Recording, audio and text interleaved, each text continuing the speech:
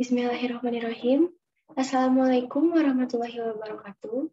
Puji dan syukur kehadirat Allah yang Maha Kuasa, karena dengan rahmat dan hidayahnya, saya dapat menyelesaikan artikel yang telah saya buat yang berjudul Pengaruh Komunikasi yang Baik antara Kontraktor, Konsultan, dan Pihak Pemilik terhadap keberhasilan sebuah proyek konstruksi. Sebelumnya, izinkan saya memperkenalkan diri terlebih dahulu. Nama saya Salma Citra Alejandra dengan nomor induk siswa 2100842. Saya dari Program Studi Teknik Sipil kelas A, Fakultas Pendidikan Teknologi dan Kejuruan, Universitas Pendidikan Indonesia.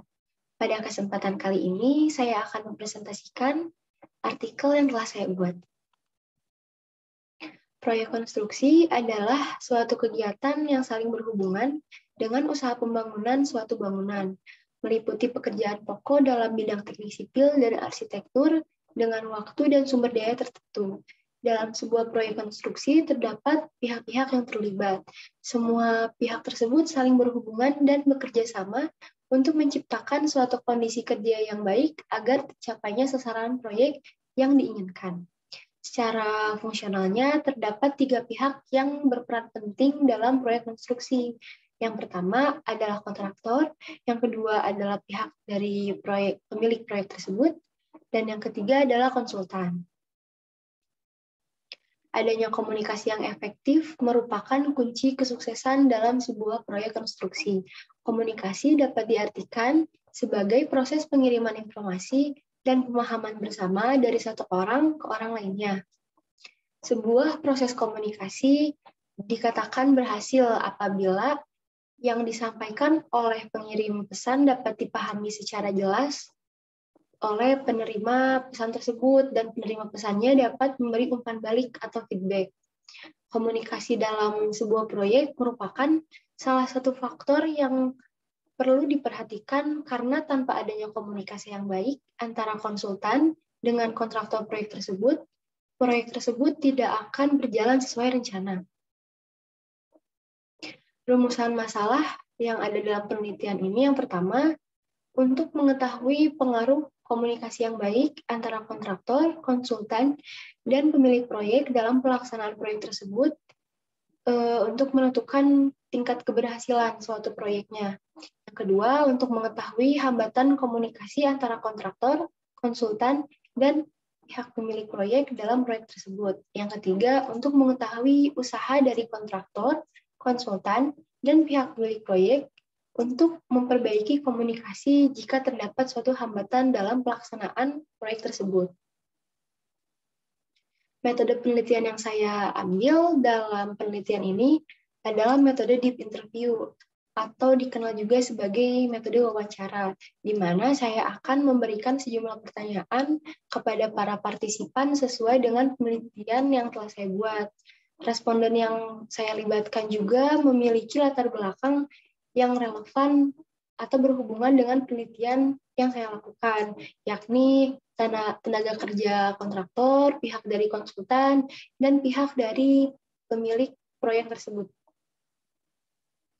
Hasil yang telah saya dapatkan dari wawancara yang telah saya lakukan, yang pertama, komunikasi antara pemilik proyek, konsultan, dan kontraktor sudah berjalan dengan baik, sehingga tidak ada kesalahpahaman selama proyek berlangsung. Yang kedua, komunikasi juga berjalan lancar sehingga proyek pun berjalan lancar pula. Semua persoalan yang terjadi dalam proyek dapat teratasi dengan komunikasi yang baik dari ketiga pihak tersebut, yaitu kontraktor, konsultan, dan pihak pemilik proyek. Lalu yang selanjutnya, mengenai hambatan komunikasi antara kontraktor, pemilik proyek, dan konsultan, tidak terjadi hambatan sama sekali.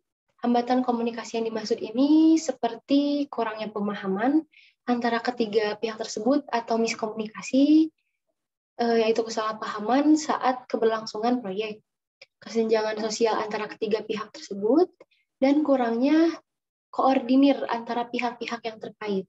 Hambatan yang telah disebutkan sebelumnya tidak terjadi sama sekali pada keberlangsungan proyek di proyek yang saya wawancara. Semua persoalan bisa teratasi dengan komunikasi yang efektif antara ketiga pihak tersebut. Selanjutnya mengenai usaha untuk memperbaiki komunikasi selama proyek berlangsung jika terjadi suatu hambatan yang telah dilakukan satu sama lainnya. Usaha yang dilakukan untuk memperbaiki komunikasi meliputi yang pertama, adanya saling mengingatkan antara satu sama lainnya jika terjadi kesalahan, sehingga proyek yang berlangsung bisa berjalan lancar, berjalan baik, dan menghindari pembengkakan biaya pula. Lalu selanjutnya, usaha menjaga komunikasi yang baik dengan cara berinteraksi satu sama lainnya dan berusaha menghindari kesenjangan antara ketiga pihak. Untuk selanjutnya, saling memberi masukan selama proyek berlangsung sesuai dengan bidang masing-masing. Yang selanjutnya, menghindari komunikasi yang baik yang mengakibatkan permasalahan atau kontroversi dengan mencari jalan keluar berlandaskan dari keputusan ketiga pihak tersebut, yaitu mungkin dilakukannya seperti musyawarah atau berdiskusi. Yang terakhir, bentuk komunikasi juga tetap berjalan walaupun sudah di luar jam kerja. Maksudnya mungkin seperti makan siang bersama, seperti itu.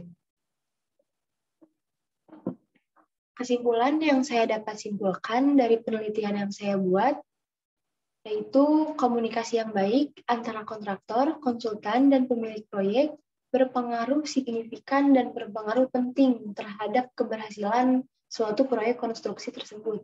Komunikasi yang baik dan efektif antara ketiga pihak tersebut berperan penting untuk mengatasi hambatan-hambatan yang terjadi saat keberlangsungan suatu proyek.